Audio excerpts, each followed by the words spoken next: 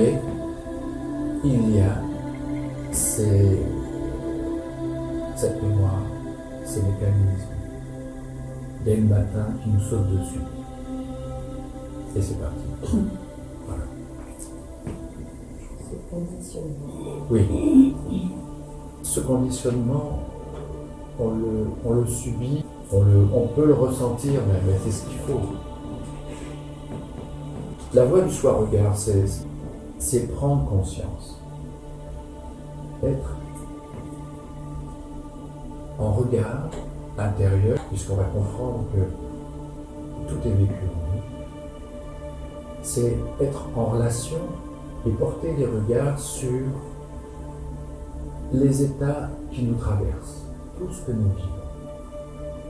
Alors, nous vivons des sentiments, nous avons des idées, nous avons des forces. On parle du conditionnement, mais qu'est-ce qu'un conditionnement?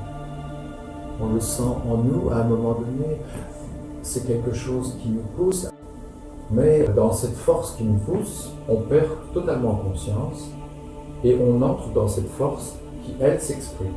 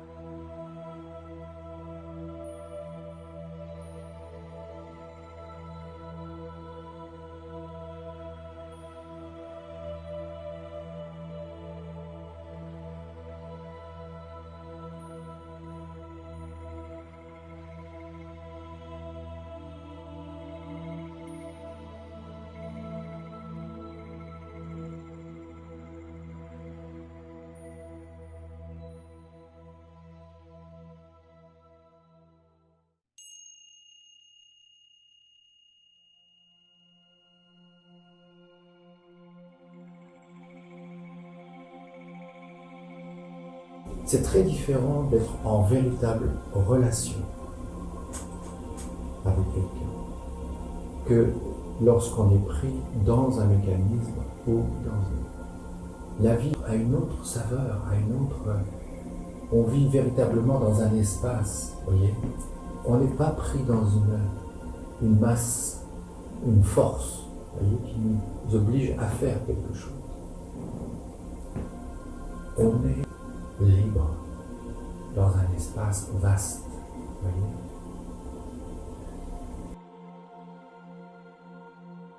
J'aimerais maintenant parler un petit peu de ce qu'on avait abordé la dernière fois. Je ne sais pas si vous avez vu les vidéos, vous avez un petit peu regardé les vidéos. Mais on a parlé du corps. Et le corps est un petit peu notre point de départ. Parce que si vous m'entendez maintenant, c'est grâce, enfin c'est pas grâce, mais c'est par le canal de nos sens. Vous voyez, vous m'entendez, bien. On va commencer à partir de cette observation du corps, parce que c'est simple.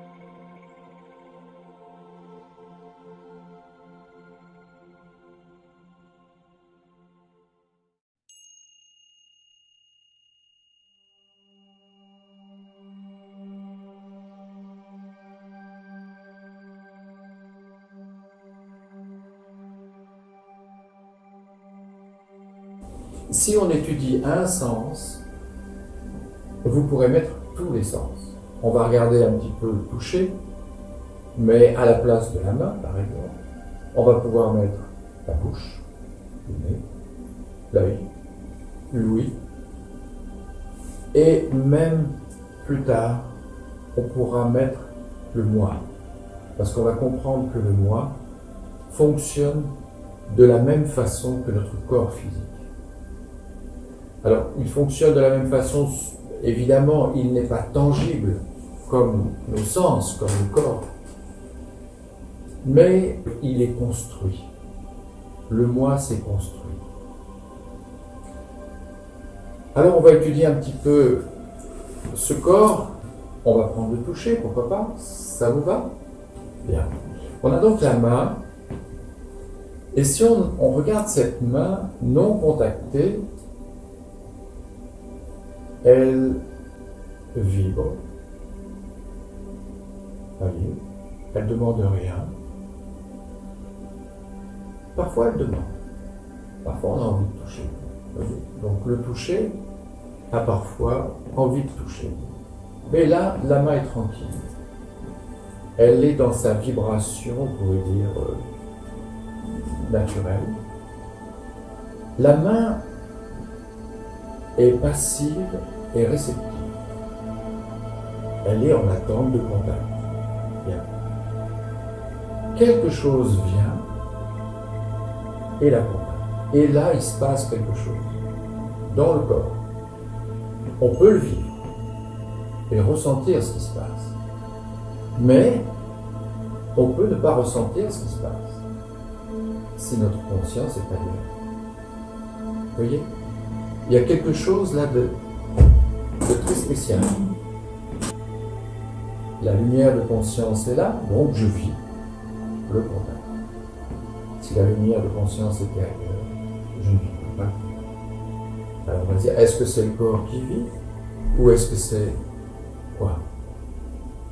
Eh bien, pour vivre une sensation, il faut l'objet qui vienne contacter la main, il faut la main, et il faut la lumière. Donc, il faut 3 éléments en fait. Et quand les 3 éléments sont réunis, on vit un état d'être. On dit, je vis une sensation. Vous voyez? Si j'enlève l'objet de contact, je ne vis plus rien. La main retrouve son rythme propre. Voilà. Elle est là, elle ne demande rien. Et puis, quelque chose se passe ici. Alors, que se passe-t-il dans la main? Au moment du contact, la main est passive, réceptive, et au moment du contact, un courant électrique se produit. On va dire une excitation électrique nerveuse. C'est vraiment ce qui se passe dans la main, ou dans l'essence, dans le goût, dans l'odorat, une excitation électrique nerveuse se produit. Alors, si la conscience est là, je vis une sensation. Je peux manger. Alors, il y a une petite histoire assez rigolote que m'avait racontée mon guide, je l'appelle mon guide. Et il parlait de sa mère, et sa mère ils étaient au restaurant tous les deux. Bien. Ils étaient en train de manger. Ils étaient arrivés au dessert, et sa mère a commandé un Paris-Brest. Bien. Et il parlait spiritualité, parce que vraiment c'est une vibration très forte. Et tout en parlant, elle mangeait. Et puis à un moment donné, elle s'arrête et elle dit, mais j'ai mangé mon gâteau, je ne l'ai pas goûté, je ne l'ai pas apprécié. Elle ne s'était même pas rendue compte qu'elle venait de manger son gâteau, tellement elle était prise dans la discussion. Alors, écoutez, elle a recommandé un Paris-Brest. Et cette fois, ils se sont mis dans le silence, et puis elle a mangé son Paris-Brest dans le silence. C'est intéressant parce qu'on voit bien que lorsque cette lumière qu'on appelle la conscience n'est pas présente, nous ne vivons pas l'instant. Si cette lumière est là, alors nous vivons l'instant. Vous voyez, cet exemple est frappant. Que demande un professeur à ses enfants quand il donne un cours?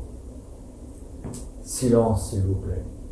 Soyez passif, réceptif, attentif, et là vous pourrez écouter ce que j'ai à vous dire. Voyez? Donc la main est passive, réceptive, et là, elle peut recevoir. Lorsque je suis vide, je peux recevoir. Voyez, la main elle nous le dit. Moi, si je veux vivre une sensation, laissez-moi vide, laissez-moi libre. Et là, je pourrais vivre ce que je vais recevoir. Si je suis déjà pleine et qu'on me donne quelque chose, je ne pourrais pas. Voilà. Si on veut vivre pleinement, il faut être passif, réceptif et non encombré. Donc, on a cette main qui est contactée et quelque chose jaillit en elle et on comprend que c'est un courant électrique. Et là, ça va. La main vit. Là, j'ai un autre contact.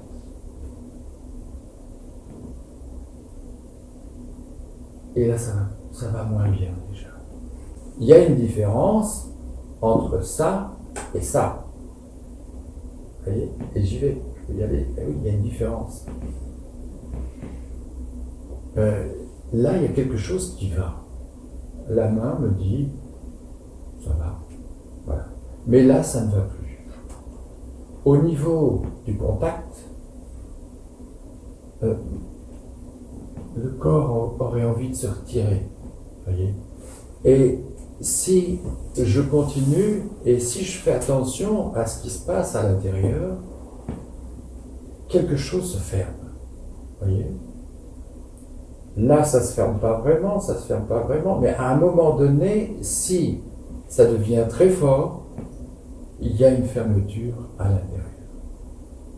Alors, on se dit qu'il y a une norme à respecter au niveau de chaque sens.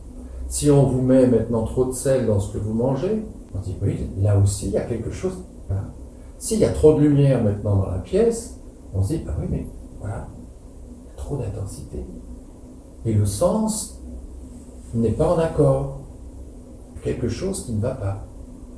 Nos sens, notre corps physique, nous montre que nous avons besoin d'harmonie. D'harmonie dans les contacts. Si je me mets à crier très fort, vous allez bien baisse un peu parce que ça fait mal, quoi. Maintenant, je suis toujours avec ma main, je fais ça. Ah, ça c'est agréable, ça. C'est plus pareil que ça. Ça allait, c'était neutre, on va dire. C'était neutre, voilà, ça va, tout va bien. Mais là, c'est différent. Il y a quelque chose qui se passe, on est toujours dans le contact, on est toujours dans l'excitation électrique nerveuse, vous voyez, il y a toujours une excitation électrique nerveuse, mais là, on aurait bien envie que ça dure, le corps, et ah, il y a quelque chose, on aura envie d'y retourner, si vous voulez. Il y a une sensibilité qui en redemande, si vous voulez. Voyez, il y a ce qui est neutre, disons, ce que je vis d'une façon neutre, sans sensibilité particulière. Il y a ce que je vis en souffrance, et il y a ce que je vis en agréable. Alors, dans notre esprit,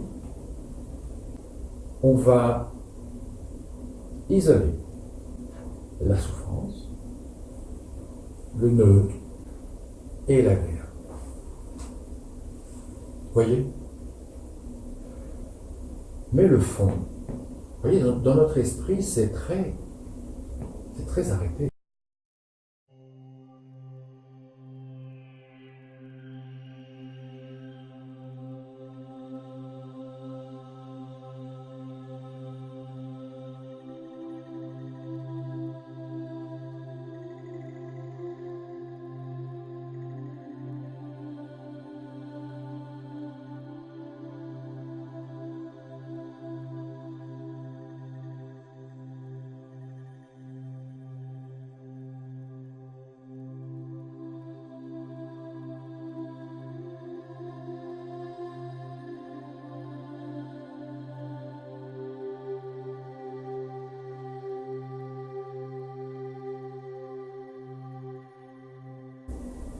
Le fond de ces trois est-il isolé? Vous voyez?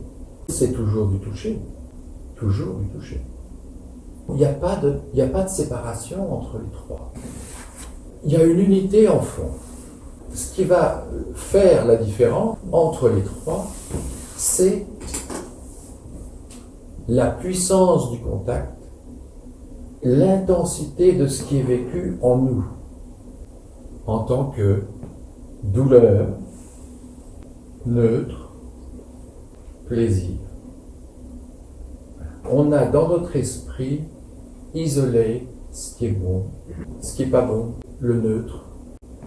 Mais le fond, lui, c'est le même. Voyez? On isole quelque chose dans notre esprit, dans sa manifestation. C'est jamais isolé. Mais nous, on isole le désagréable, le neutre et l'agréable.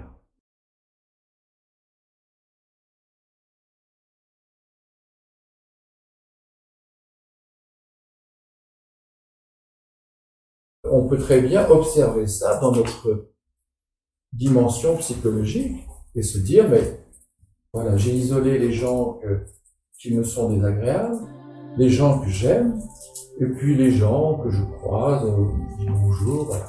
Et on retrouve les trois ici.